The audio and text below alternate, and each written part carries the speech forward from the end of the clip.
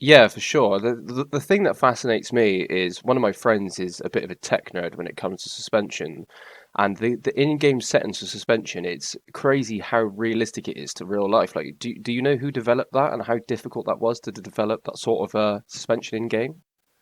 Yeah, well, a lot of the, I would say a lot of the credit does go to obviously the main developer, which is Paboso. So the developers you have Paboso, who is the main developer, if you like. He's the code guy.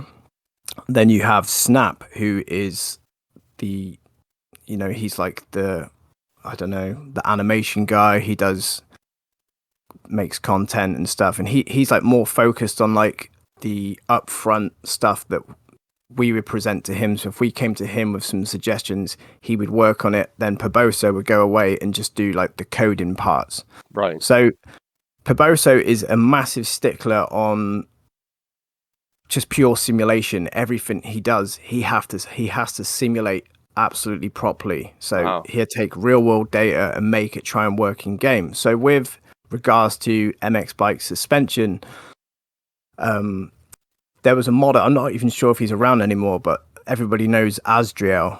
Right. He's the guy that sort of pioneered the OEM bike packs, Yeah. and he would take and this was literally what he was doing, and it's insane how well it worked. He would go on to say the Kawasaki website. He would download the all the data for the bike, so the engine, the RPM stuff, ignition, suspension, like you name it. He would get the full specs and like the dyno data, and then Wow. he would then go into the config files of these bikes, and then he would just set it all up as if it were the real bike. And I think with some trial and error and some workarounds due to the limitations of the engine that MX Bikes runs on, he managed to just get the bikes feeling like the way they are. So a lot of credit also goes to Asdriel because his efforts and study of all that sort of data.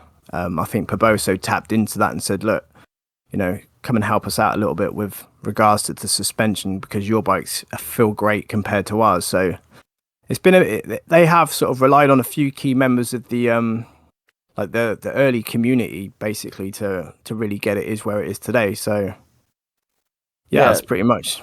Yeah, definitely. That's incredible because me and my friend a few months ago did the 250F shootout, and because we loved watching like the professional 250F shootouts, and Mm. we were blown away by how different the bikes really were. Like the Suzuki had the characteristics of a Suzuki. It was kind of like middle of the road, not much power, suspension was okay, and we went through the bikes and we were like, this game is nuts. Like we can tell the difference between the bikes, and that just goes to show how much work those guys have put in, which is absolutely insane.